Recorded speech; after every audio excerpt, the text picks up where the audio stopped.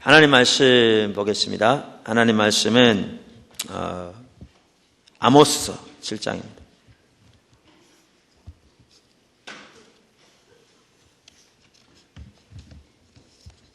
아모스 7장입니다.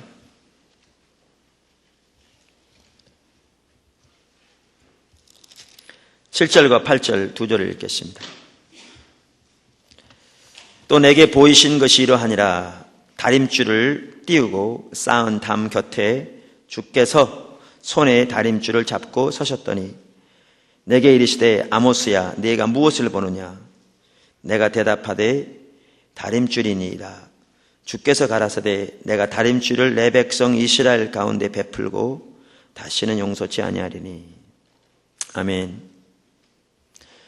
우리가 몇 주 전부터 포도나무 교회를 향해서 주신 하나님의 비전에 대해서 살펴보고 있습니다. 왜냐하면 하나님의 부르심이 뭔지, 교회적으로 우리가 어디에 같이 하나님과 함께 있어야 될 것인지, 어떠한 것을 위해 우리의 삶을 투자할 것인지, 이러한 부분들을 또 그렇게 함으로써 어떻게 우리가 하나님을 경험할 것인지, 이러한 부분들을 잘 알기 위해서는 하나님의 부르심을 선명히 이해하는 게 개인적으로는 교회적으로는 필수적이기 때문에 우리가 이렇게 하나님의 부르심, 사실 비전과 부르심이 똑같은 얘기입니다. 부르심, 또 하나님이 우리에게 보이신 비전, 그것을 이렇게 살펴보고 있습니다. 그러는 중에 우리가 하나님의 우리를 향하신 하나님의 부르심 내지 비전을 두 단어로 요약하면 회복과 부흥이라 하는 걸 말씀드리고, 그러는 중에 그러한 삶이 우리에게 이루어지기 위해서 필수적인 요소가 십자가의 복음과 성령의 조합 가운데 서는 것인데, 십자가의 복음, 신앙의 본질 가운데 서기 위해서는 우리 가운데 철저하게 거짓 신앙체계가 벌어져야 한다라는 부분을 이렇게 살펴보고 있습니다. 그러면서 이렇게 하나님께서 그 거짓 신앙체계에 대한 부분들을 좀 자세히 다시 한번 이렇게 살펴보기를 원하시는 것 같더라고요.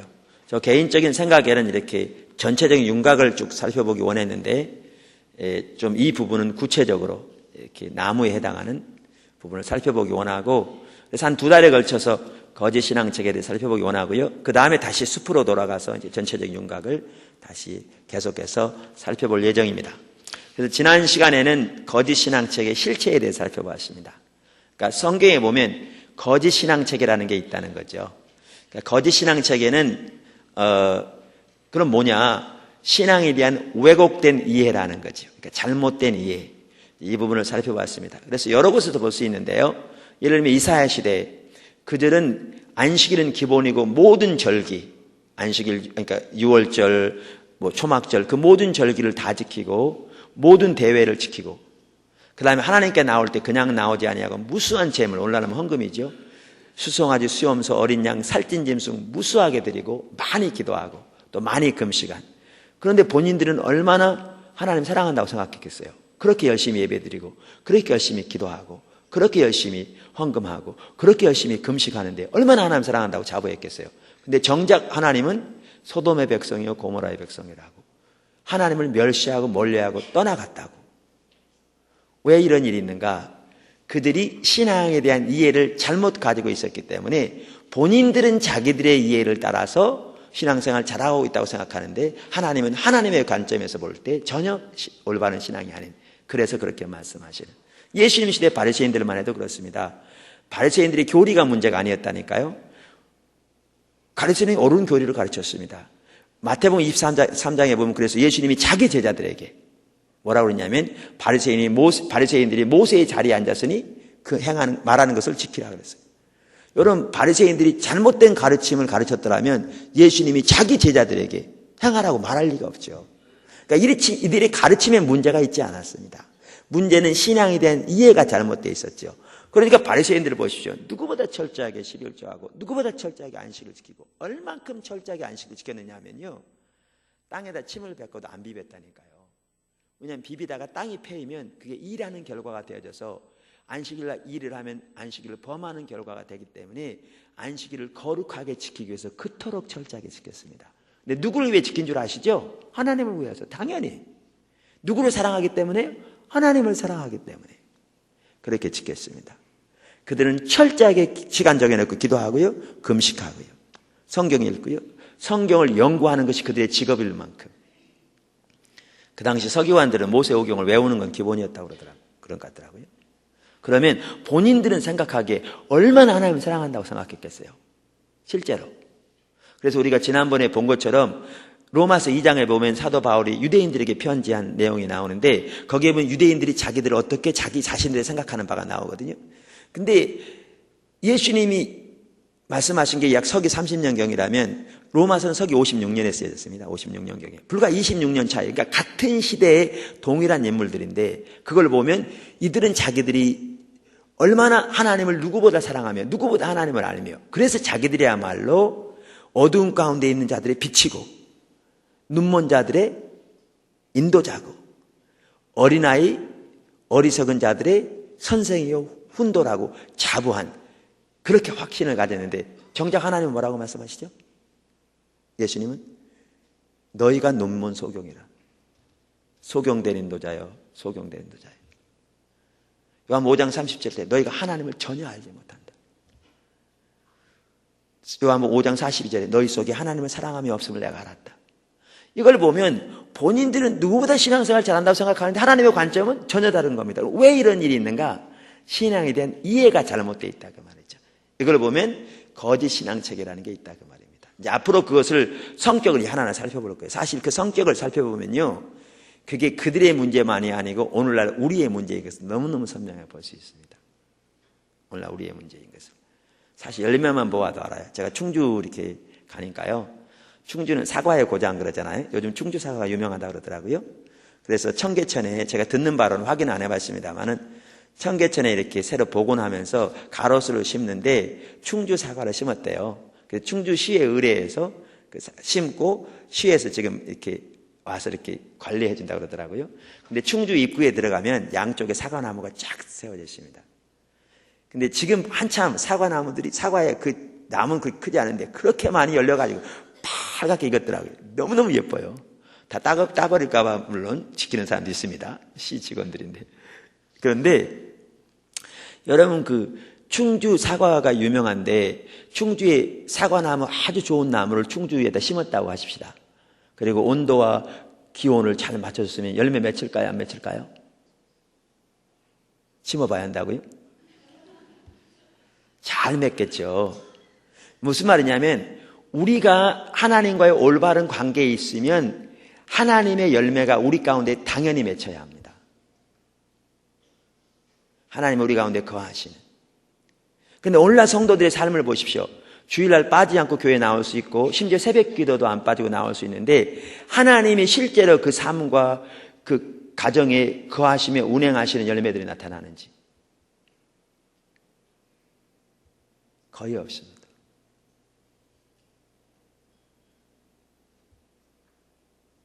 그것만 봐도 우리는 뭔가 우리 신앙에 대한 이해가 옆으로 가 있는 걸 쉽게 알 수 있습니다. 이렇게 거짓 신앙 체계라는 게 있어요.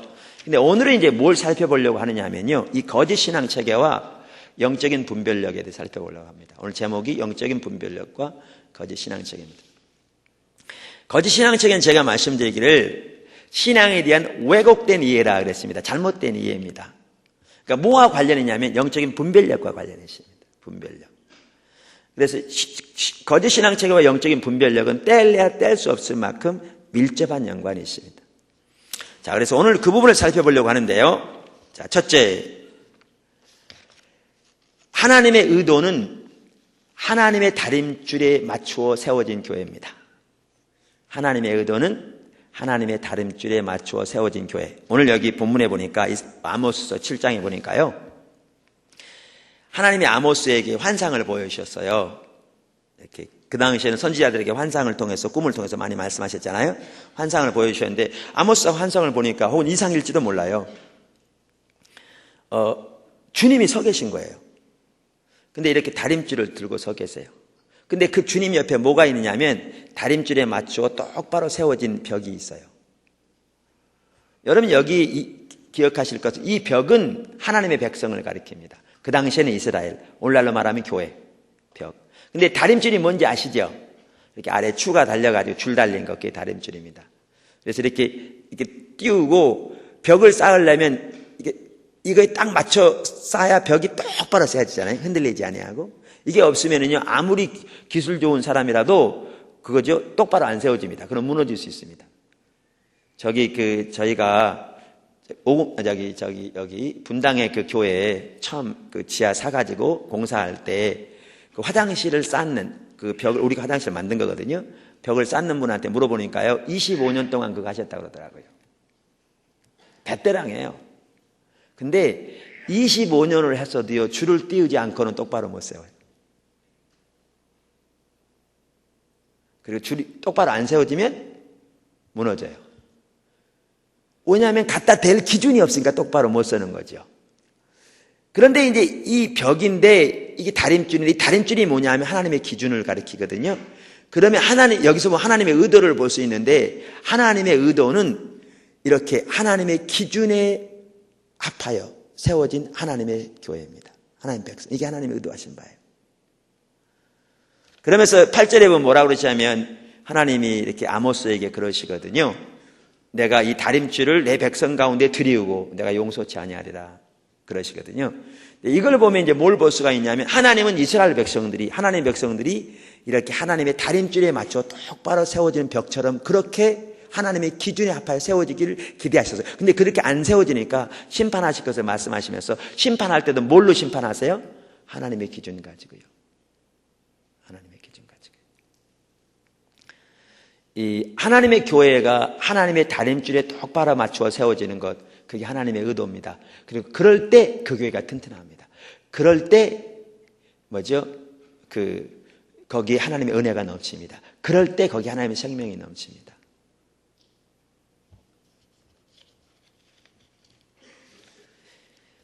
둘째,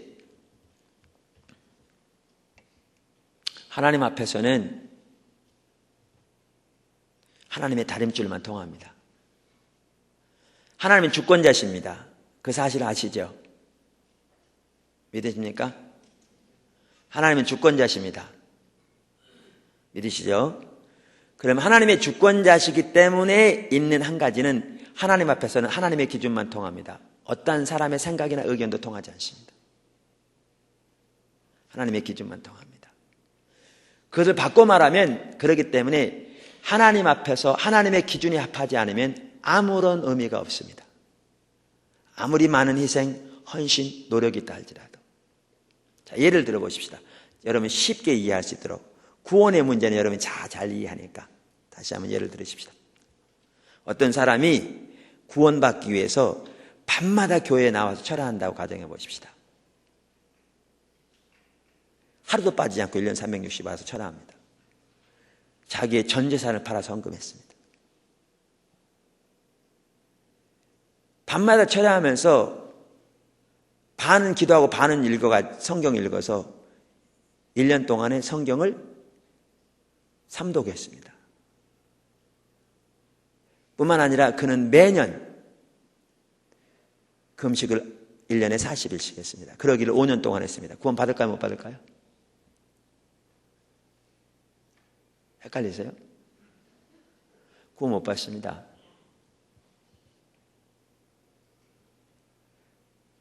왜 못 받는가? 우리가 구원받는 하나님의 길은, 다림줄은, 기준은 예수를 믿는 것 뿐이니까요. 그래서 어린이 동요도 있잖아요. 돈 갖고도 못 가요, 하나님 나라.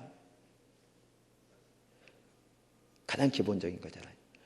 그렇게 철야하고 헌금하고 금식하고 성경 읽고 아주 헌신적일지 모르지만, 문제는 구원을 위한 하나님의 기준은 우리가 하나님 앞에 얼마나 죄인인 것을 인식하고 깨닫고, 우리 죄 위에 돌아가신 하나님의 아들 예수 그리스도의 공로를 깨닫고 그 예수를 믿는 믿음뿐이기 때문에 이 모든 노력과 헌신이 하나님 앞에서 이만큼도 의미가 없습니다. 이만큼도. 하나님 앞에서는 하나님의 다림줄만 통합니다. 그 어느 것도 통하지 않습니다. 그래서 제가 그 신대원에 있을 때요, 미국에서 저희 그 전도학 교수님이 닥터 오스카 탐슨이라는 분이었거든요. 근데 그분이 한 반년 동안만 가르치고요. 그 반년은 아파서 못 가르치다가 그 학기가 끝난 해 그 여름방학 동안에 돌아가셔서 제가 장례식에 참여한 적이 있었어요. 그분이 쓴 책이 관계중심전도라는 책이에요. 근데 실제로 그분이 쓴 것보다는 그분이 돌아가신 후에 그분 사모님이 그분의 그 노트와 강의 집을 이렇게 정리해서 브로드만이라는 그 미국 출판사, 큰 출판사에서 출판한 책이 그 책이거든요. 근데 그분은 그 전부터도 암이 걸렸었는데요. 암이 걸렸으면서도 그렇게 미국 전역에 걸치도록 라디오 사역하면서 큰 이렇게 하나님이 놀라웠게 사용하셨어요. 근데 그분이 참 많은 전도를 하셨어요. 그런데 그분이 이렇게 하는 얘기 중에 지금도 기억나는 게 이렇게 전도해서 이렇게 복음을 전할 때가 되면 반드시 뭐부터 얘기하느냐 하면 하나님은 주권자시기 때문에 우리가 구원받으려면 하나님의 기준을 따라서만 구원받을 수 있다는 사실을 알리는 거예요. 왜냐하면 사람마다 구원에 대한 생각이 다 다릅니다. 어떤 사람은 내가 좀 선한 일을 하면 그래도 뭔가 하나님이 나에게 뭐가 있겠지. 어떤 사람은 내 아내가 교회 열심히 다니니까 그 나에게 좀 뭔가 국물이라도 있겠지. 내가 회사하면서 이렇게 교회 이렇게 세금 이렇게 전략도 할 겸 해가지고 많은 헌금을 했으니까 내게 뭔가 돌아오는 가 있겠지. 사람마다 생각이 다릅니다. 근데 왜 그것을 제시하느냐 하면 구원받기 위해서는 다른 모든 면도 마찬가지듯이 하나님은 주권자시기 때문에 하나님의 기준을 따라서만 하나님 앞에 갈 수 있다는 겁니다. 그래서 그걸 강조합니다. 하나님은 주권자시기 때문에요. 우리 신앙의 모든 면에서 하나님의 기준만 통합니다.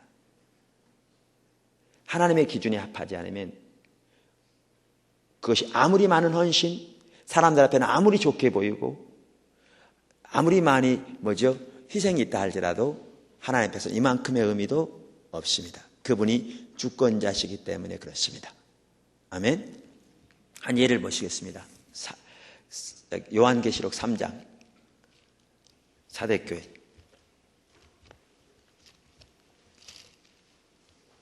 요한계시록 3장. 여러분 이걸 보셔야 합니다. 이걸 보면 바리새인들의 문제가 이해됩니다. 이걸 보면 이사야 시대의 문제가 이해됩니다. 여러분 바리새인들이 누구를 위해서 그토록 철저하게 헌금하고 누구를 위해서 그토록 철저하게 예배했습니까? 누구를 위해서 그토록 철저하게 안식일을 지켰습니까? 그들은 안식일날 요리 안 했다니까요. 그 전날 다 해놨어요. 설거지도 안 했어요. 일하지 않기 위해서. 먹는 건 했습니다. 그런데 왜 하나님은 그들에게 그렇게 말씀하십니다? 아십니까? 하나님의 기준에 합하지 않기 때문에. 하나님이 보는 관점에서 신앙이 아니기 때문에 그렇다고 말해요. 헌신이 부족해서가 아닙니다. 노력이 부족해서가 아닙니다. 성경적인 지식이 부족한 게 아닙니다. 그들은 오늘날 우리보다 훨씬 더 성경적인 지식이 뛰어났습니다. 문제는 하나님의 기준에 합하지 않았다는 겁니다. 하나님의 관점에서가 아니었다는 겁니다. 그게 문제입니다. 그만큼 심각합니다. 그러니까 하나님 앞에서 아무런 의미가 없잖아요. 요한계시록 3장. 거기에 보면 사대교회 얘기가 나옵니다. 그렇죠? 3장 1절. 사대교회의 사자에게 편지하기를 하나님의 7영과 7 별을 가진 이가 가라사대 내가 내 행위를 하노니 내가 살았다는 이름은 가졌으나 죽은 자로다. 자, 여기 보세요. 살았다는 이름을 가졌으나 그랬어요. 여기 이름이란 말은 명성이란 말이에요. 그래서 여기 제가 가지고 있는 NIV 성경에는 이렇게 돼 있어요. You have a reputation of being alive.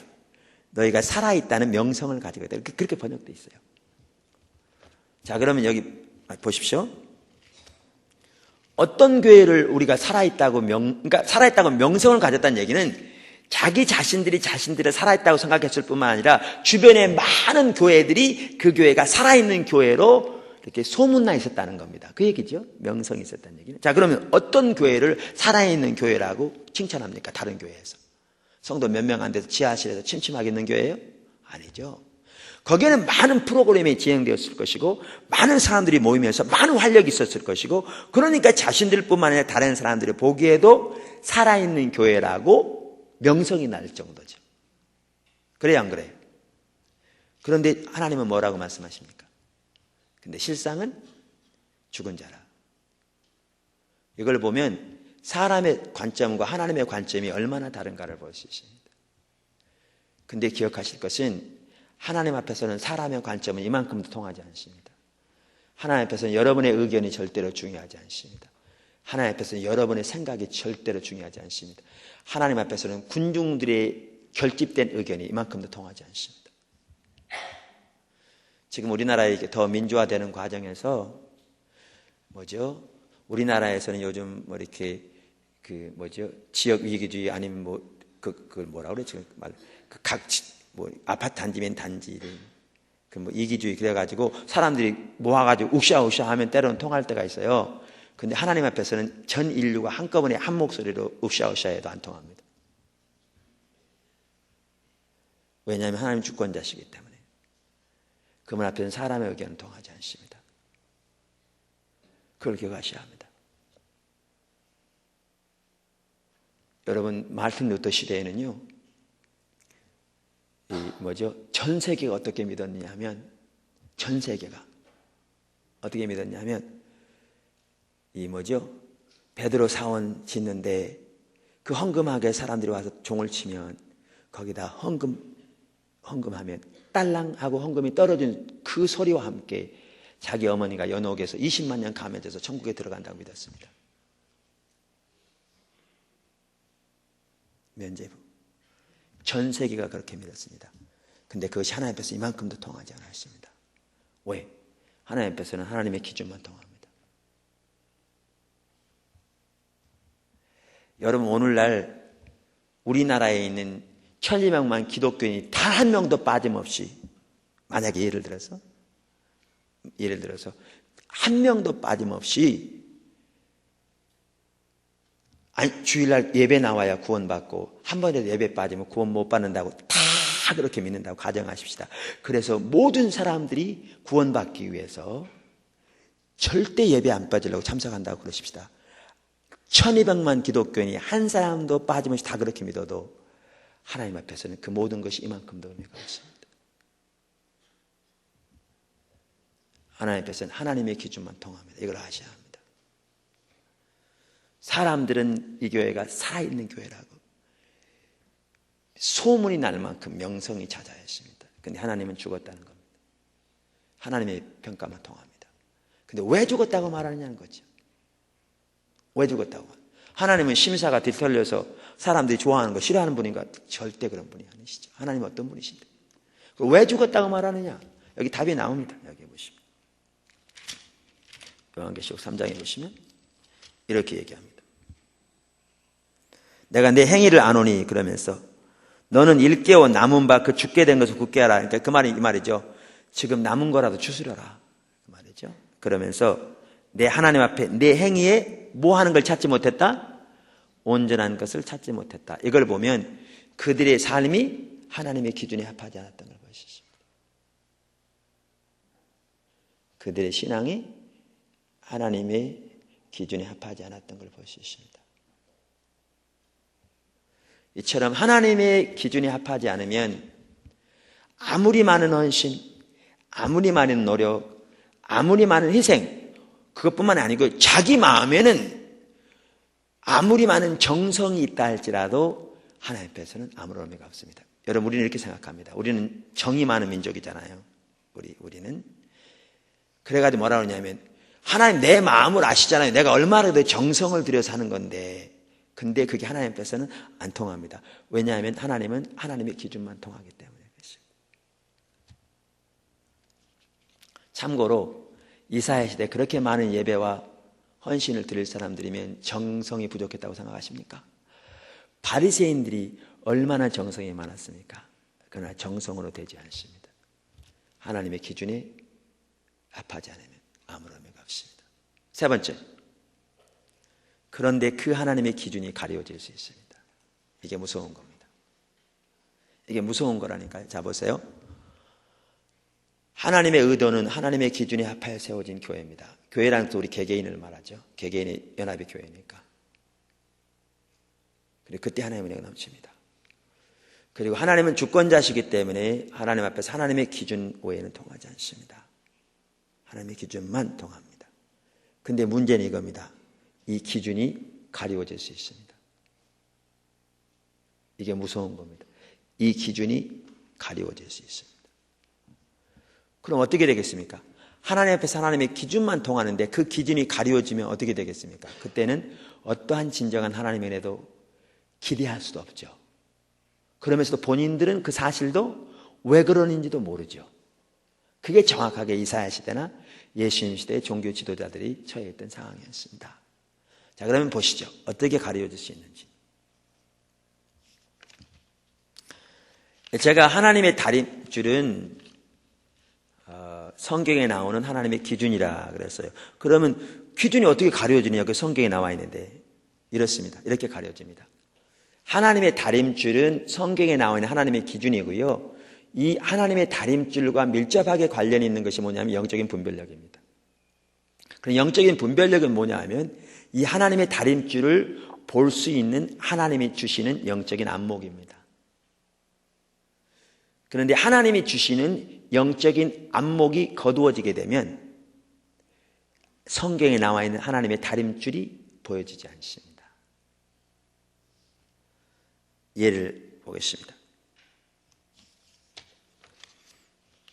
마태복음 12장 7절을 한번 다 같이 찾아보시죠. 성경 마태복음 12장 7절.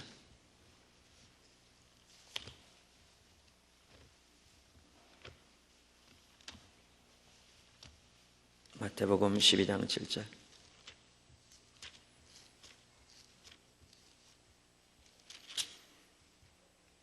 (1절부터) 보겠습니다. 그때 예수께서 안식일에 밀밭 사이로 가실새 제자들이 시장하여 이삭을 잘라 먹으니 바리새인들이 보고 예수께 고하되 보시오 당신의 제자들이 안식일에 하지 못할 일을 하나이다. 여러분 보세요.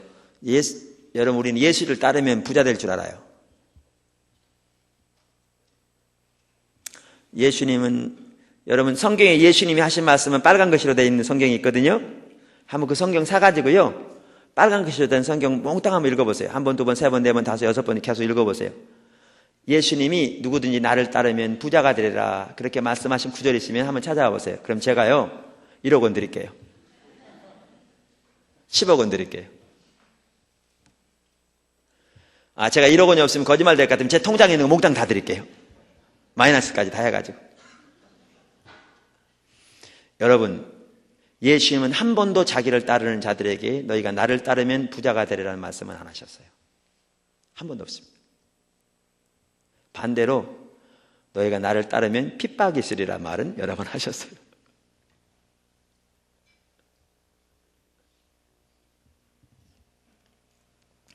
근데 예수님의 제자들 보세요.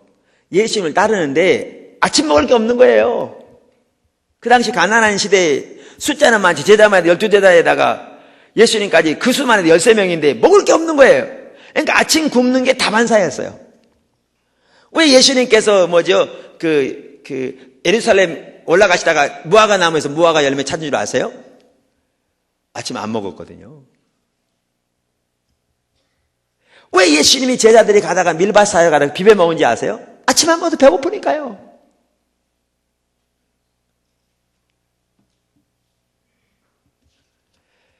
우리가 주님 따르는 것은 부자 되려고 따르는 거 아닙니다.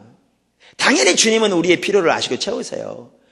우리가 주님 따르는 것은 주님 그분이 우리의 목표고 목적이고 주님과 함께 있는 것이 우리의 소망이고 그래서 우리가 주님과 함께 있을 때 우리의 삶에 하나님의 생명이 넘치고 은혜가 넘치는 그리고 하나님의 그 시대를 향하신 하나님의 목적을 위해 우리가 동참하는 쓰임받는 그러한 삶이죠. 그보다 사실 더 기쁜 삶은 없습니다. 그러니까 주님 따르면 가난한다 그 얘기는 아닙니다. 반대로 너희가 나를 따르면 가난하게 되리라 그렇게 예수님이 말씀하신 적도 한 번도 없습니다. 자, 그런데 바리새인들이 왜 예수님에게 대들었냐면요. 그 당시 바리새인들은 그걸 안 했어요. 왜 안 한 줄 아세요? 아까 말씀드린 먹는 거는 안식일에 금한 일이 아니었습니다. 먹었습니다. 근데 문제가 뭐였냐면 밀을 가져다가 비빈다는 데 있었습니다. 우리 시골에 했던 것처럼 비벼가지고 껍데기 불었잖아요. 이게 뭐에 해당하느냐면 추수하는 일에 해당하는 겁니다. 이게. 그래서 예수님께 들고 나선 겁니다. 왜 선생님, 당신의 제자들은 안식일을 범합니까? 그 뜻입니다. 근데 그들은 왜 그렇게 철저하게 이런 짓도 안 하고 안식일날 안 했죠? 누구를 위해서? 하나님을 위해서. 바리새인들은. 그래서 예수님이 이렇게 말씀하실 때 쭉 이제 설명하시고 난 다음에 7절 보십시오. 7절. 다 같이 한번 보시죠. 예수님이 이렇게 말씀하십니다. 나는 자비를 원하고 제사를 원치 아니하노라 하신 뜻을 너희가 알았다면 무지한 자를 죄로 정치 아니하였으리라. 예수님이 이렇게 말씀하십니다. 잘 들으십시오. 바리새인들에게 나는 인애를 원하고 제사를 원치 않는다 하는 뜻을 너희가 알았더라면, 그러니까 안단 말이에요? 모른단 말이에요? 모른단 말이죠. 그러니까 이렇게 했다는 거죠. 바리새인들에게. 그러면서 인용하신 구절이 어느 구절이냐면 호세아서 6장 6절을 인용하신 겁니다. 제가 신앙의 본질을 다루면서 여러 번 인용한 그 구절입니다. 자, 그럼 여기 잘 들어보십시오. 바리새인들은 뭘 몰랐다는 거예요? 예수님이 지금 저들이 모른다 그랬잖아요. 너희가 알지 못했기 때문에 이렇게 한다 그랬잖아요. 그럼 뭘 몰랐단 말이에요? 우선 이 구절이 호세아서 6장 6절에 나온 구절이라는 걸 몰랐다는 얘기인가요? 그건 가당치도 않습니다. 당연히 알았죠. 그러면 여러분 잘 보세요. 그러면 바리새인들이 하나님은 제사보다 인애, 하나님을 사랑하는 것을 몰랐다는 얘기인가요? 그거는요, IQ 50만 있는 사람도 이 구절을 읽으면 알 수 있습니다. 그럼 도대체 뭘 몰랐다는 얘기예요? 뭘 몰랐기 때문에 저들이 이렇게 한다는 거예요. 이게 이제 눈이 가려워진 겁니다. 잘 들으십시오. 바리새인들은요, 그 당시에 가장 큰 계명이 마음과 뜻과 성품을 다하여 주 너의 하나님을 사랑하는 것임을 알았습니다. 이걸 쉐마라고 그러죠. 그래서 그 종교 지도가 예수님께 나와서 묻기를 뭐가 가장 큰 계명입니까? 그랬더니 예수님이 똑같은 구절 말씀하시잖아요. 또 예수님이 한 종교 지도자에게 가장 큰 계명이 뭐라고 그랬더니 그 구절 답하잖아요. 그러니까 그대로 행하라고 그랬지요. 여러분 그 시대에요. 쉐마, 지금도 유대인들이 그렇듯이 마음과 뜻과 성품을 다하여 주 너의 하나님을 사랑하라는 것이 가장 큰 계명인 것은 누구보다 다 잘 알려져 있었습니다. 잘 알고 있었습니다. 바리새인들. 그 잘 알려져 있었습니다. 그리고 보십시오. 그들이 왜 그렇게 철저하게 안식일 날은 이렇게 비비는 것도 안 할 만큼 철저하게 일 안 했어요? 바로 그 계명 지키려고. 바로 그 계명 지키려고. 마음과 뜻과 성품을 다하여 주 너의 하나님을 사랑하라는 가장 큰 계명 지키려고 그거 안 한 거예요. 근데 잘 들으세요. 제 얘기 들으세요. 근데 그들은 마음과 뜻과 성품을 다하여 주 너의 하나님을 사랑하라는 그것이 하나님의 가장 큰 계명인 걸 알고 누구보다 강조하면서도 이게 눈 가려진 겁니다. 그들은 하나님을 사랑하는 것이 무슨 뜻인 줄 잘 몰랐어요.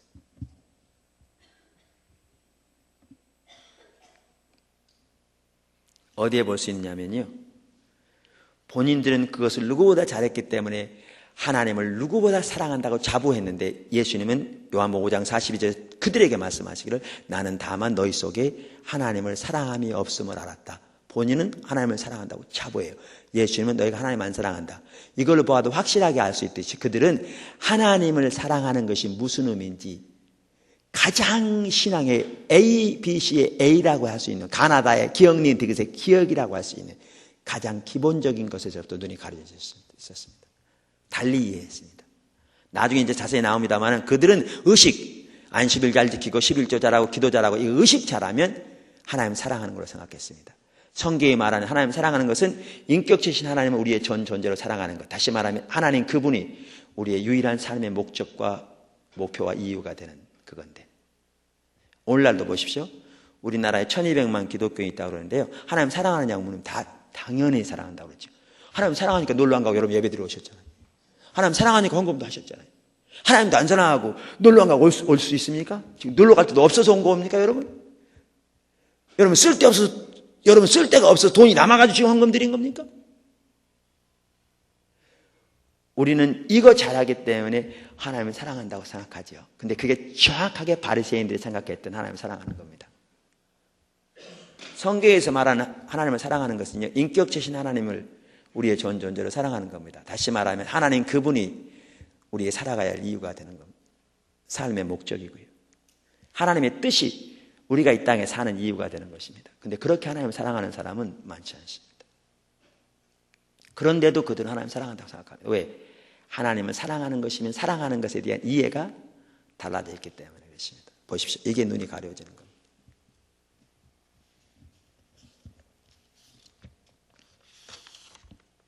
네 번째. 그러니까 이제 그게 무서운 게 그거더라고요. 말씀드린 대로 하나님 앞에서 하나님의 다림줄만 통하는데 그 다림줄이 가려질 수 있다니까요.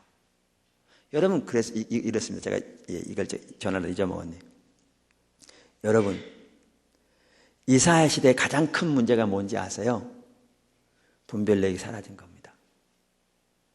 그러니까 하나님께서 이사야를 통해서 소돔의 백성이요 고모라의 백성이라고 회개하고 돌아오라고 아무리 외쳤어도 저들이 못 돌아왔어요. 왜 못 돌아온 줄 아세요? 가장 큰 문제는 분별력이 없었기 때문이에요. 예수님이 바리새인들에게 했잖아요. 너희가 보기는 보아도 보지 못하며 듣기는 듣지 못한다. 그러니까 분별력이 사라진 거죠. 똑같은 상황이었거든요. 그러니까 보세요. 아무리 하나님이 이사야를 통해서 하나님의 말씀을 전해도 저들이 못 돌아오는 이유가 뭐냐 하면 자기들은 신앙생활을 잘하고 있다고 자부하고 있는데 자기들은 소돔의 백성이요 고모라의 백성이요 하나님을 떠났다고 그러니까 아니 우리가 하나님을 떠났으면 안식일날 예배를 드리며 하나님을 떠났으면 우리가 그 살찐 짐승을 하나님께 빼지 않고 드리며 하나님을 떠났으면 그 하나님께 기도하고 금식하겠느냐 이렇게 생각하니까 그들은 돌이킬 여지조차 없었습니다. 요한복음 6장에 보면, 예레미야 6장에 보면 하나님 뭐라고 그러냐면 6장 7장에 보시면 내가 아침부터 너희를 불렀을 때 너희는 내게 돌아오지 않았다 그랬어요. 문제가 뭐였는지 아세요? 저들이 돌아올 수 없었습니다. 왜 돌아올 수 없었는지 아세요? 눈이 멀었기 때문에 신앙에 대한 이해가 달랐기 때문에 본인들은 시바에까지 가서 특별한 향료를 사다 하나님께 예배를 드리면서 그렇게 사랑하는데 하나님을 떠났다 그러니까 이해할 수 없었습니다. 그래서 못 돌아왔습니다. 바리새인들이요. 하나님께서 바리새인들에게 예수님께서 수없이 외쳤습니다. 여러분, 화로다. 외식하는 서기관들과 바리새인들이요. 여러분 이 말을 어떻게 이해하십니까? 예수님이 바리새인들을 저주하신다고 생각하십니까? 여러분 예수님 마음을 그렇게 모르십니까? 예수님은 십자가에 못 박혀 우리를 위해 십자가에 못 박혀 돌아가시게 오셨는데 그 십자가에 못 박혀 돌아가신 대상 중에는 예수님은 그 바리새인들을 위해서도 십자가에 못 박혀 돌아가시고 오셨습니다. 그걸 기억하셔야 합니다.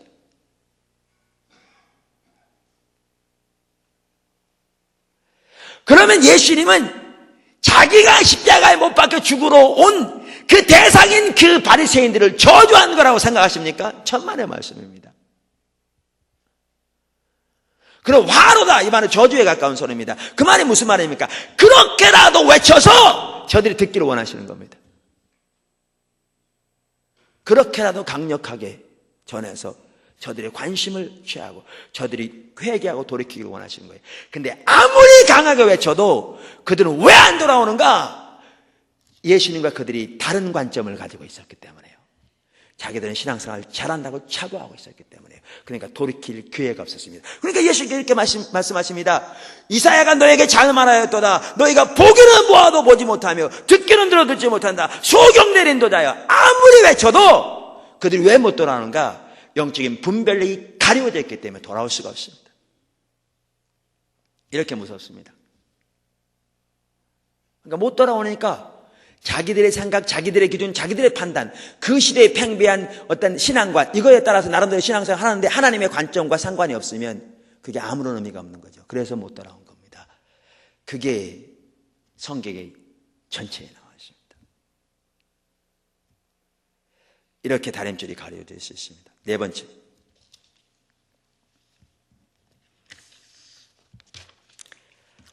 그래서 영적인 분별력은 그러니까 다림줄이 가려진다는 건 금방 신앙에 대한 이해가 옆으로 가기 때문에 금방 거짓 신앙체에 빠진다는 거죠.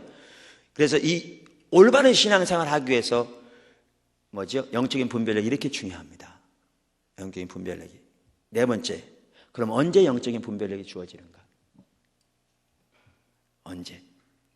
그게 네 번째입니다. 하나님의 얼굴을 구할 때 영적인 분별력이 주어집니다. 하나님의 얼굴을 구할 때 영적인 분별력이 주어집니다. 자, 여기 보실래요?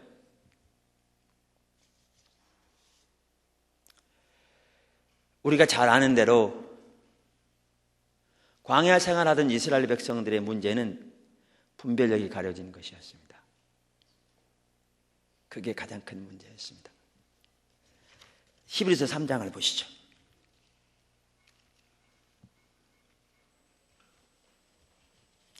히브리서 3장.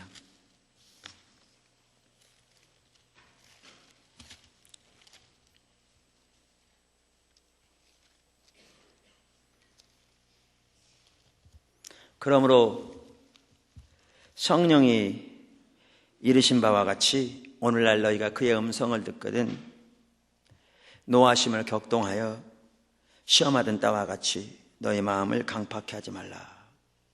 방문하신 분이 많은데요. 참고로 저희는 예배를 1시까지 드립니다. 좀 더 지날 때도 있고 심지어 어떨 때는.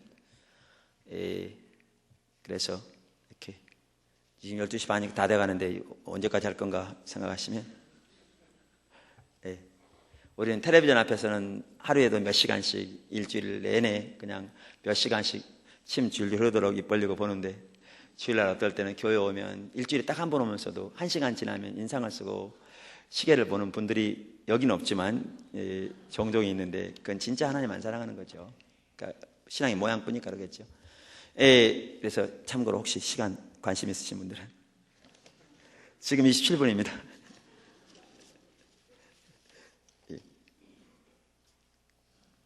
여기 보면 그 다음에 9절 너희 열조가 거기서 너희 열조가 나를 시험하여 증험하고 40년 동안에 나 행사를 보았느니라. 그러므로 내가 이 세대를 노하여 가로되 저희가 항상 마음이 미혹되어 내 길을 알지 못하는 듯 하였고, 여기 보십시오. 이스라엘 백성들은요 능력이 부족해서 문제가 아니었습니다. 그들이 경험한 하나님의 능력은 사실 인류의 역사 가운데 예수님 주위에 있던 몇 사람을 빼놓고는 그 놀라운 능력을 경험한 사람이 없을 만큼 컸습니다. 그런데 그들의 문제가 뭐였냐면 여기 나와 있처럼 분별력이 없었습니다. 하나님의 길을 몰랐습니다. 하나님의 의중을 몰랐습니다. 그러니까 하나님을 기쁘게 하는 것은 전혀 가능치 않았습니다.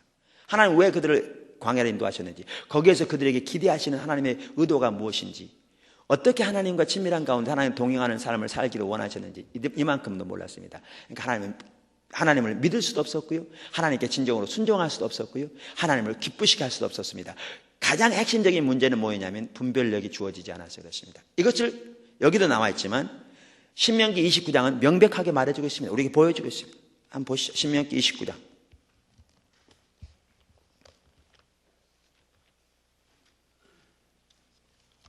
2절.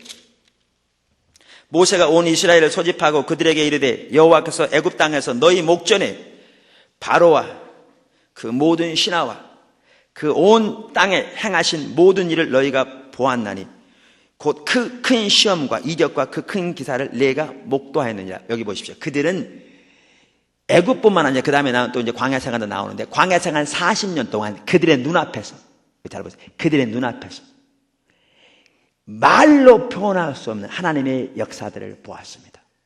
그들의 바로 눈앞에서 그 역사를 만져보았습니다. 그 역사를 자신들이 친히 경험했습니다. 그 기적으로 만들어진 만나를 그들이 먹었고 그 기적으로 열린 홍해를 그들이 친히 건넜으며 그 기적으로 솟아난 물을 그들이 마셨습니다. 그들이 입고 있던 옷이 닳지 않았고 그들이 신고 있던 신발이 40년 동안 닳지 않았습니다. 그들 중에 저는 자가 단 한 사람도 없었습니다. 치유하신 하나님이 자신을 계시하시니까. 그런데 여기 성경 보십시오. 그들에게 뭐가 안 주어졌는지 분별력이 없었습니다. 4절. 그러나 깨닫는 마음과 보는 눈과 듣는 귀는 오늘날까지 여호와께서 너희에게 주시지 아니하셨느니라. 이스라엘 백성들의 가장 근본적인 문제는 분별력이 주어지지 않았습니다. 그러니까 그 놀라운 능력을 경험했음에도 불구하고 그들은 하나님을 기쁘시게 하는 삶은 살 수 없었습니다. 하나님과 동의하는 삶은 불가능했습니다. 그러니까 하나님께로부터 그들은 버림받을 수밖에 없었습니다. 그럼 왜 안 주어졌는가? 그 분별력은 하나님의 얼굴을 구할 때 주어지기 때문에 그렇습니다. 시편 103편 7절에 보면 성경이 이렇게 말하고 있습니다. 하나님이 이스라엘 백성들 하나님의 행사를 보여주셨다. 그들은 40년 동안 하나님의 행사를 보았습니다. 그런데 모세에게는 하나님의 길을 보여주셨다. 아까 히브리서 3장은 이스라엘 백성들은 40년 동안 하나님의 행사를 보되 하나님의 길을 알지 못했다 그랬어요. 그러니까 모세에게는 뭘 주셨는가? 분별력을 주셨습니다. 여기 지금 신명기 29장의 표현에 의하면 보는 눈, 듣는 귀, 깨닫는 마음을 주셨습니다. 그러니까 그는 하나님과 동행하는 삶을 살 수 있었습니다. 그럼 왜 모세에게는 하나님이 하나님의 길을 보여주셨는가? 다시 말해 영적인 분별력을 주셨는가? 그 해답이 출애굽기 33장에 있습니다. 출애굽기 32장에 보면 이스라엘 백성들이 금송아지 만듭니다. 하나님이 분노하셔서 저들을 다 멸하시고 모세도 또 새롭게 시작하시려고 하십니다. 그러나 모세가 하나님께 기도합니다. 하나님께 호소합니다. 이스라엘 백성들에게 간구합니다. 특별히 하나님의 이름의 명예를 호소하며 기도합니다. 그때 하나님이 돌이키십니다. 그러면서 하나님이 이렇게 말씀하십니다. 내가 저들을 용서하겠다. 그리고 내가 너희 조상 아브라함과 이삭과 야곱에게 맹세한 대로 그 맹세를 지키겠다. 그래서 적과 끓이려는 가나안 땅 주겠다. 너는 이 백성을 이끌고 올라가라. 내가 내 사자 천사들을 보내어 그들을 앞서 행하여 그 원수들을 몰아내게 하겠다. 여러분 성경에 보면 천사 한 명이 적군들 18만 명 이상은 하루아침에 다 처단했습니다. 그런 천사들을 하나님이 앞서 보내어서 이스라엘 백성들을 원수들을 초토화시키므로 그 땅을 차지하게 하겠다는 겁니다. 그러면서 하나님이 뭐라고 그러시냐면 나는 너희와 함께 안 가겠다 그랬어요. 너희가 목은 곧은 백성으로서 내가 너희를 진멸할까 안 가겠다. 그때 모세를 보십시오. 출애굽기 33장. 모세는 하나님의 그 놀라운 적과 꿀이 흐르는 가나안 땅 주시고 지금 그들은 사막에 있습니다. 2년 동안 과일 한 번 못 먹고 고기 한 번 못 먹고요. 부추 한 번, 배추 한 번, 파 한 번 못 먹었습니다. 마늘 한 번 먹어본 적이 없어요. 먹는 거랑 맨날 만나뿐이었습니다. 그들은 샤워 한 번 못했습니다. 때까지. 그 사막에 있는 그들에게 적과 꿀이 흐르는 가나안 땅은 정탐 보냈을 때 보시면 알지만 포도 한 성이를 장정 2명이 멸 만큼 풍요한 땅입니다. 그 땅을 주시겠다는 겁니다. 그것도 하나님의 능력으로. 근데 모세의 기도를 보십시오. 모세는 하나님이 주시는 그 어떠한 복이나 사역의 확장이나 사람들 앞에 인기나 삶의 안락 그 어느 것도 하나님과 바꿀 수 없었습니다. 그에게는 하나님 그분이 가장 소중했기 때문입니다. 그래서 모세는 하나님이 함께 가지 않으시려거든 우리를 여기서 올려보내지 말라고 하나님이 여기에 두시라고 그렇게 기도하고 있습니다. 모세는 하나님 그분을 구했습니다.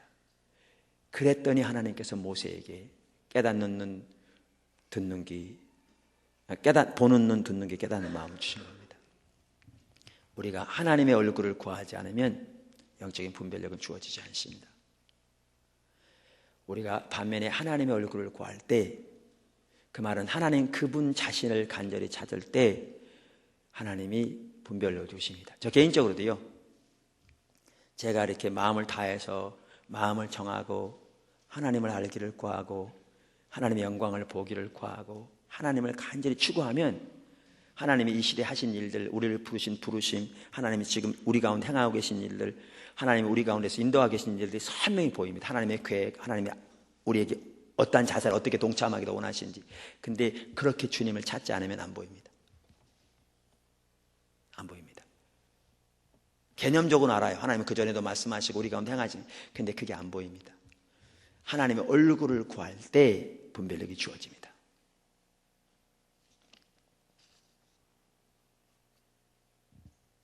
마지막으로 이건 우리 모두에게 이제 해당되기 시작합니다. 여태까지도 모두에게 해당됐지만 5번째, 주님을 찾지 않으면 순식간에 눈이 어두워집니다. 주님을 찾지 않으면 순식간에 눈이 어두워집니다. 자, 한 구절 보시죠. 시편 81편. 여러분 잘 아는 구절입니다. 시편 81편 10절. 한번 다 찾아보십시오. 성경 다 가져오셨을 텐데. 시편 81편 10절.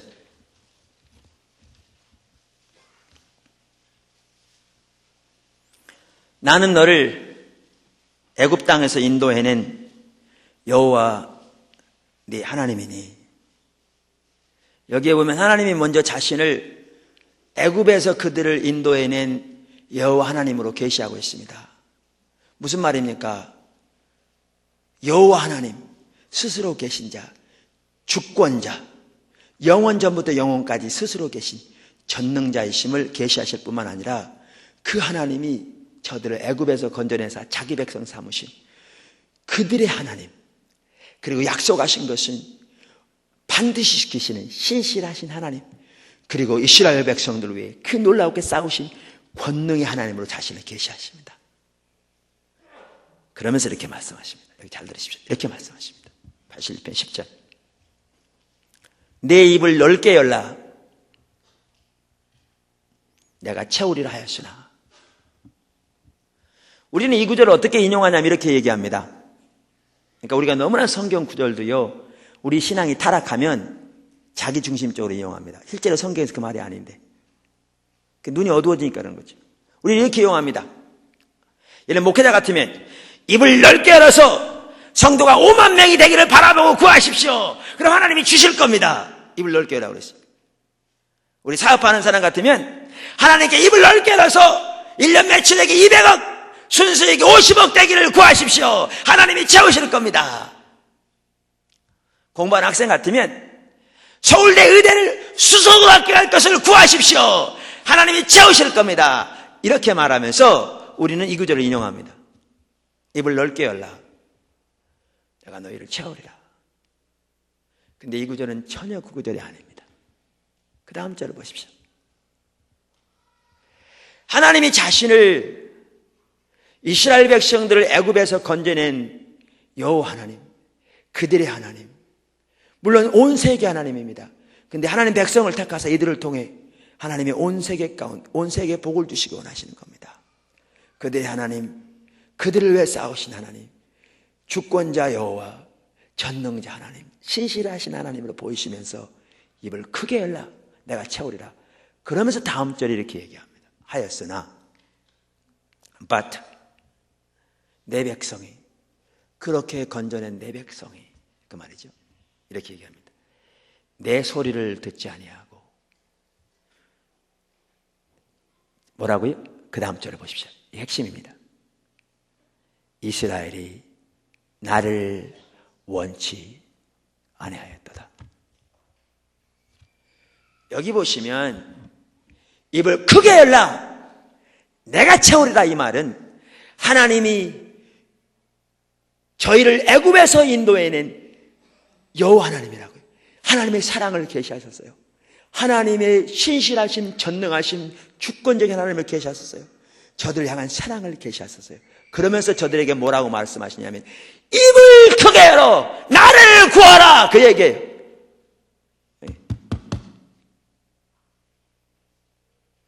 입을 크게 열어 나를 구하라.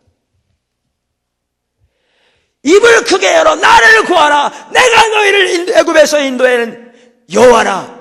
나를 구하라, 그 뜻입니다. 그런데 내 백성이 내 목소리를 청정치 아니하고 나를 원치 아니하는도다. 지금 그렇게 얘기하시는 겁니다. 사업의 목표를 크게 세우라. 대학의 목표를 크게 세우라. 무슨 교회 숫자의 목표를 크게 세워서 기도하면 채우리라, 그 얘기가 아니고요. 하나님이 자신을 계시하시면서 나를 구하라고 말씀하시는 겁니다. 그런데 내 백성이 청정치 아니하고 나를 원치 아니하였도다. 하나님을 안 구했습니다. 그 다음에 또 우리가 보려고 하는 구절이 있습니다. 바로 다음 구절입니다. 그랬더니 그 결과가 뭐냐? 나를 구하지 않았더니 그러므로, 그 결과입니다.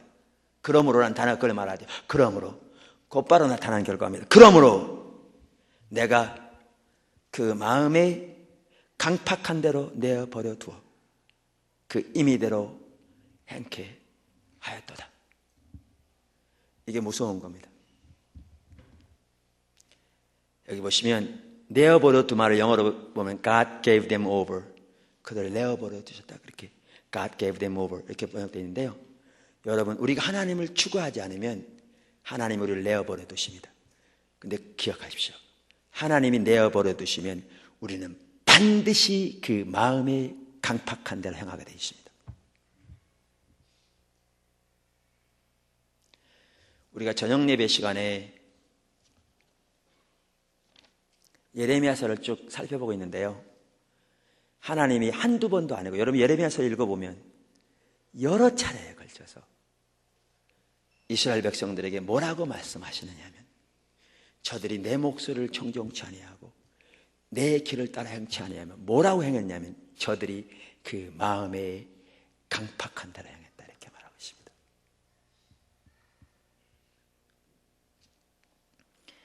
영어 성경에 보면 God gave them over to their stubborn hearts.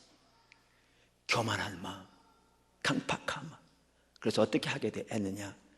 자기 길을 따라 행하도록 내버려 두셨다. 이걸 보면 뭘 알 수가 있느냐면, 잘 보십시오. 잘 보십시오. 잘 보십시오. 하나님을 추구하지 않으면 우리는 반드시 곧방 우리의 눈이 어두워져서 우리는 반드시 어떻게 살게 되냐면 타락한 본성을 따라 살게 되어 있습니다. 주님을 추구하지 않으면 그건 필연적인 결과입니다. 타락한 본성을 따라 사는 거요, 그걸 이기는 길은 그걸 이기려고 노력하는 데 있지 않고요, 하나님을 추구하는 데 있습니다. 왜 거기에 빠지게 되었냐면 하나님을 구하지 않아서요. 하나님이 하나님의 백성들에게 나는 너희를 애굽에서 인도해낸 여호와라, 우리에게로 말씀하시면 나는 너를 위해 내 아들을 십자가에 내어주신 여호와 하나님이다. 그 전능자, 그 권능자, 그 사랑, 그 신실하심, 그 자비하심, 그래서 우리를 하나님의 아들 삼으신 그 사랑을 계시하시며 우리에게 말씀하시기를 너희가 입을 크게 열어 나를 구하라, 그러면 내가 채우리라 하였으나 내 백성이 내 목소리를 청종치 아니하고 나를 원치 아니하는도다. 그러므로 내가 그 마음에 강팍한 대로 내어버려 두어. 보셔야 합니다, 여러분. 한 구절 더 볼까요? 똑같습니다. 이제 신약입니다. 로마서 1장.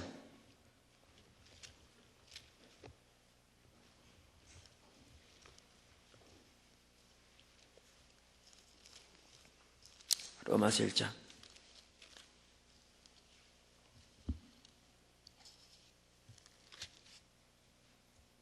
28절.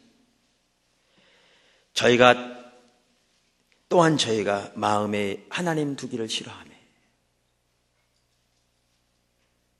똑같은 이야기입니다. 영어 NIV 성경에 이렇게 번역되어 있습니다. Furthermore, since they did not think it worthwhile to retain the knowledge of God, 하나님의 지식, 하나님을 아는 지식 얻는 것을 가치 있는 것으로 여기지 아니하며, 다시 말하면 하나님을 추구하지 아니하며 입을 크게 열어 나를 구하라, 그리하면 내가 채우리라고 하였으나 내 목소리를 청종치 아니하고 나를 원치 아니하며, 그 뜻입니다. 그러면 똑같은 내용입니다. 그렇게 하니 He gave them over, 하나님이 내어버려 두사. 어디에 내어버려 두셨는가? To a depraved mind, 타락한 마음에 내어버려 두사. 타락한 heart, 가슴, 타락한 mind, 생각에 내어버려 두사. 그래서 어떻게 결과가 나타나는가? 합당치 못한 일을 하게 하셨으니 모든 불의, 추악, 탐욕, 악의가 가득한 자요, 시기, 살인, 분쟁, 사기, 악독이 가득한 자요, 수근수근하는 자요, 비방하는 자요, 하나님을 미워하는 자요 등등 나옵니다.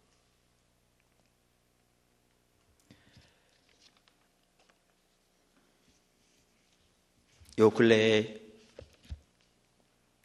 교회 가운데서 제가 얼마 전부터 자꾸 이렇게 얘기 나누는 것이 그런 부분은 나오고 있습니다만, 이렇게 부정적인 얘기들이 많이 돌고 있습니다. 어떨 때는 근거도 없는, 하나님이 이런 감동 주셨다, 뭐 이런 것. 우리 교회가 기존 다른 큰 교회 전체를 밟아서 다 타락해 가고 있다. 겉으로는 그럴듯한데 속은 다 썩었다. 뭐 이런 얘기들. 물론 일부긴 할지 모르지만 돌고 있습니다. 제가 잘 들으십시오. 제가 한 예를 지금 드는 겁니다. 여러분, 제가 예언 사역에 대해서 설교했습니다. 여러 번 했죠. 그렇게 많이는 안 했지만. 어떤 사람이 예언 사역에 대해서 설교를 5번 들었다고 하십시다. 그걸 정리도 했고 책을 읽었고 가르치기도 했다고 보십시다. 그러면 가만 놔두고 신앙의 본질에 대해서는 제가 30번도 더 설교했겠죠. 여기 있는 분 중에 제가 오늘 한 설교 5번 이상 들은 분 많죠. 10번 이상 들은 분도 있을 겁니다. 한 20, 30번 들은 분 계신가요? 어떤 분이 인터넷에 글을 올렸더라고요. 자기가 제 설교 영적 분별력에 대해서 20번인가 들었대요. 근데 뭔가 알겠는데 가닥이 안 잡히더래요. 그래서 그걸 쓰기 시작했대요. 힘든 일이었대요. 근데 쓰고 나니까 무슨 의도인지 선명히 비춰지더래요. 그래서 여러분도 한번 해보라고 누가 글을 올렸더라고요. 성교 홈페이지. 자, 20번 들었다고 하십시다. 그럼 예언 사역에 되면 5번 설교를 듣고, 근데 예언 사역 중에 뭐가 있냐면 부정적인 감동은 함부로 말하는 게 아니라고요. 특별히 교회에 대한 부정적인 감동은 절대로 얘기해서는 안 됩니다. 누구에게 얘기하기 전까지는, 리더인 저에게 얘기하기 전까지는 제가 그걸 분별해야 되니까. 왜 그것을 해서는 안 되느냐 하면 그것은 성도들의 마음을 나누고 담을 허무는 것이기 때문에 그렇습니다. 가끔 제가 이렇게 기도 사역 받으면 이런 기도 감동을 주실 때가 있어요. 이렇게 담을 허무는 여우가 있다. 구멍을 내는. 그게 무슨 말이냐면 이런 뜻입니다. 구약 성경에 보면 하나님께서 이스라엘 백성들을 포도원에 비유했습니다. 포도원에. 그럼 하나님이 포도원을 지으시고 담을 치십니다. 보호하시려고. 근데 여우가 굴을 파서 그 담을 허무는 거죠. 담을 허물어지면 어떻게 하냐면 짐승들 들어가게 되는 거죠. 그런데 왜 그런 부정적인 얘기를 나누는 것이 담을 허무는 경우냐면 사람들의 마음을 순식간에 분리시키기 때문에 그렇습니다. 그러니까 분리를 조장하기 때문에 그렇습니다. 여러분 기억하시죠? 우리 우성상가 샀을 때 우리 우성상가 사서 들어가려고 그랬잖아요. 근데 지역 주민들이 그야말로 전체로 일어나가지고, 물론 앞에서 앞선 사람이 그랬겠지만 심지어 우리를 이단일까지 매도해 하면서, 그래야 그 믿는 사람한테 그걸 받으니까 그래가지고 못 들어오게 했잖아요. 그러니까 심지어 어떤 분은 이단임 목사님 어떻게 기독교 TV에 나오느냐고 그래서 안 해줬다고 그랬잖아요. 우리나라 사람은 참 희한하더라고요. 기독교 TV 극동방송 그러면 쑥 들어가요. 성경 말씀이 그래야 쑥 들어가야 되는데, 그래가지고 반대했잖아요. 우리는 하나님의 분명히 음성을 듣고 갔는데 완전히 꽉 막힌. 그러니까 성남시청에서는 당연히 허가를 해줘야 되는데 그분들이 하루에도 3번씩 번갈아서 조짜가지고 전화를 하지. 가가지고 그냥 막무가내 뒤집어 엎어버리지. 그분들이요 국회까지 차 대절해서 갔던 사람들이거든요. 그래서 성남시청에서도 그 지역 가면 고개를 흔들다고 그러더라고요. 그 마을. 안 해주죠. 문제는 우리가 법적으로 우리가 이길 수 있어도 안 해주는 거 어떡해. 그럼 우리는 경기도에 행정소송을 해야 돼. 그럼 우리가 이겨요. 시간이 걸리지만. 그럼 한 몇 개월 더 걸린다고 그러십시다. 그 다음에 이들은 민사소송 하려고 트집 잡아가지고 하려고 변호사를 살았어요. 그럼 민사소송의 대법원까지 간다고 하십시다. 우리가 이겨요. 7, 8년 지난 다음에 이기면 뭐합니까? 누구한테 손해배상해요? 손해배상 청구해요. 한 달에 이자하고 관리비로 비어있는 상황, 공사는 중단돼서 700만 원씩 이상 들어갈 때, 우리 돈은 몽땅 들어가는데, 헌금은 몽땅 들어가는데 꽉 막고 있는데, 그렇다고 우리가 가서 우리도 싸울 수 없잖아요. 우리도 성남시청 가서 때려 부실 수 없잖아요. 그러니까 이러지도 못하고 저러지도 못하고. 근데 하나님은 축복하라고. 그들을. 계속 축복하고. 그런 상황에서 하나님이 됐다고 다음 단계로 추진하라고. 그렇게 해서 우리가 거기 들어가는 거 딱 포기하는 그 주간에 하나님께서 곧바로 임대 나가게 하시고, 그래서 관리비 은행이자가 순식간에 해결되게 하시고, 그래서 이 장소를 이렇게 하나님 주신 거 아니에요? 그게 안 했으니까 없어졌죠. 그래서 하나님이 너무 인도하심이 분명했는데, 그리고 하나님 말씀하신 그대로 이루어졌는데, 그런데 문제는 딱 이렇게 닥쳐 있을 때 많은 사람들이, 몇 사람일지 모르지만 그때부터 이런 얘기 돌기 시작했습니다. 실제 처음에 하나님이 이렇게 뜻을 분별할 때, 우리가 의미를 하지 않았잖아요. 뜻을 분별할 때 다른 사람 다 하나님 뜻이라고 그래서 그렇지 나한테는 이런 게 있었다고, 사실 아니었다고 처음에 그런 얘기 했어야죠. 근데 안 해놓고선 일이 어렵게 되니까, 그러면서 그런 말들이 돌면서 급속도로 마음이 분산된 거 아세요? 그게 담을 허는 겁니다. 근거 없는 얘기로. 하나님의 행하심을 보니까 그 말이 쏙 들어갔죠. 왜냐하면 주님이 하신 일을 누구라도 의심할 나위 없이 보여주시니까. 근데 제 얘기는 그겁니다. 여기 잘 들으십시오. 제가 왜 이런 얘기를 하냐면요, 예를 들면 예언에 대한 설교를 수십 번 듣고 정리하고 가르쳐도 내가 지금 주님을 간절히 찾지 않으면 내 행동은 전혀 그것을 모르는 채 행동합니다.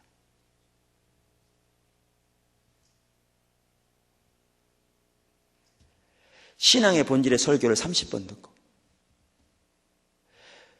테이프가 늘어나도록 듣고 십자가의 복음 책을 닳도록 공부하고 포도나무 교회를 10년 다니고, 우리가 10년밖에 안 됐으니까 10년 전부터 이 눈물은 사실 거의 없습니다. 저하고 제 안에 10년 다니고 이렇게 했다 할지라도 내가 지금 하나님 그분을 간절히 구하지 않으면 내 눈은 순식간에 가려져서 내 행동은 여기 나와 있는 것처럼 여기 열매들 수근수렁하는 것, 판단하는 것, 후욕하는 것 그대로 나타나게 되어 있습니다.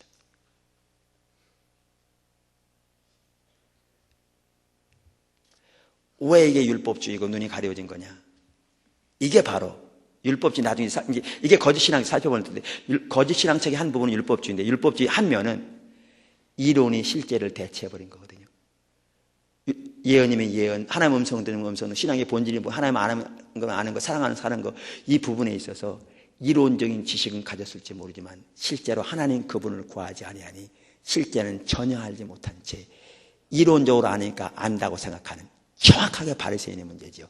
이론이 실제를 대체하는 거짓 신앙적의 가운데 빠져 있기 때문에 그 열매는 정확하게 타락한 육신의 본성의 열매가 나오게 되고, 본인은 어떤 의도로 가지고 하는지는 모르지만 결국은 사단의 손아귀에 놀아나는 결과밖에 안 되는 것이죠.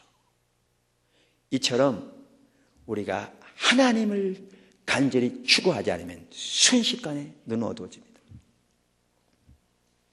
사실 포도나무 교회가요, 지금 우리 모두가 주님을 간절히 추구해야 할 상황 가운데 있습니다. 어제 우리 대학부에서도 이렇게 같이, 어제 대학부 학생들이 많이 모였다고 그러더라고요. 그래서 같이 모여서 이렇게 나누기도 하고 공부도 하고 기도 같이 했는데, 교회를 위해서도 기도하고, 기도하는데 우리 대학부 학생들도 하나님의 음성 많이 들어요. 참 귀해요. 잘 자라고 있어요. 그게 중고등부 연합수련회 결실입니다. 잘 자라고 있는데, 그 하나님께서 이렇게 하나님의 그 행하심을 이렇게 그림으로 환상으로 보여주세요. 이 학생 여러 사람에게. 근데 저희 아이가 와서 한 얘기더라고요. 공통적으로 모아보면 뜻은 하나예요. 모양은, 그러니까 그림은 다를지 뭐예요. 그게 뭐냐 하면, 한 예를 들면 엘리베이터 겉으로는 아주 좋은데 속에는 이렇게 녹이 많이 슬었더라. 그게 뭐냐면 우리의 지금 영적인 실체를 가리키는 거예요. 근데 제 얘기 잘 들으세요. 그게요, 저를 선두로 해서 여러분 단 한 사람도 빠짐없이 여러분 모두의 문제입니다.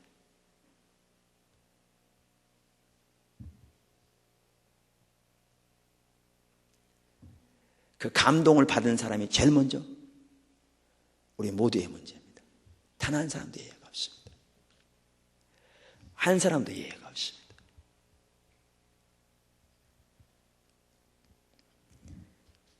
여러분, 어제 우리 오이코스 리더 모임 가졌습니다. 어제 이제 쭉 나눴습니다. 이제 앞으로는 제가 그렇게 하려고 그러는데 오이코스에서 향하신 귀한 일들을 좀 나눴으면 좋겠는데 어제는 그런 시간이 없어서 못 나눴어요.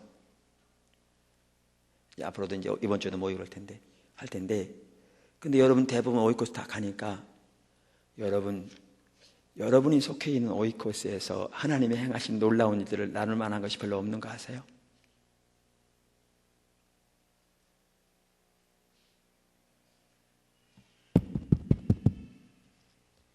제가 아까 하나님의 의도는 다림질에 세워진 하나님의 교회라고 그랬잖아요. 제가 그 말을 이렇게 전하는 순간에 하나님께서 순식간에 저에게 딱 이렇게 와닿도록 비춰주셨던 게 뭐냐 하면 하나님의 교회는 하나님의 다림질에 맞추어 세워진 교회예요. 그것은 신앙의 본질이죠. 무엇보다 하나님을 알고 전 존재로 사랑하는 그 십자가의 복음이죠. 내 공로, 내 노력, 내 의가 아닌 하나님의 오직 은혜만을 의지해서 주님의 십자가의 공로로 성령의 인도함 가운데 주 앞에 서는 삶. 이렇게 하나님의 기준에 세워질 때 거기 하나님의 생명이 넘치게 돼 있어요. 하나님의 실제가 거기에 넘치게 돼 있어요. 근데 여러분, 포도나무교 성도들 그동안 많은 경우에 율법주의가 뭐고 기복신앙이 뭐고 거짓신앙이 뭐고 들었기 때문에 우리는 신앙의 본질에 서 있다고 생각할지 모르지만 지금 우리가 하나님을 구하지 않기 때문에 정확하게 거짓신앙체의 가운데 빠져 있어서 우리의 오이코스 가운데 하나님의 행하심을 드러낼 게 별로 없는 거 아세요? 바로 여러분이요. 저를 포함해서 바로 여러분이요. 감동을 받는다고 하는 여러분이요. 환상을 본다는 여러분이요. 기도 응답을 받는다는 여러분이요. 예외 없습니다. 여러분, 감동 오늘 하면요. 이스라엘 백성들은 하나님의 목소리를 듣을 때 육성으로 들은 사람들입니다. 그렇게 들어보면 여러분 계세요? 하나님의 목소리가 얼마나 어미하든지 자기들의 영혼이 갈길가게 찢어지는 것처럼 느낀, 그래서 하나님은 더 이상 우리에게 직접 말씀하지 마세요. 모세를 통해서 말씀하세요 라고 빌 만큼 하나님의 육성을 혼자만 들은 것도 아니고 60만 어른만 해도 그 전체가 들은 그들입니다. 여러분 중에 그렇게 하나님의 음성을 들은 사람은 제가 이야기는 없습니다. 저도 그렇게 듣지 못했습니다. 여러분이 받는 감동 하나하나 그 작은 거요, 그것도 귀하지만 이스라엘이 들은 하나님의 음성에 비하면 이건 세 발의 피도 안 됩니다. 네, 그렇게 놀라운 하나님의 음성을 들었어도 그들은 하나님을 구하지 않았기 때문에 분별력이 없었습니다.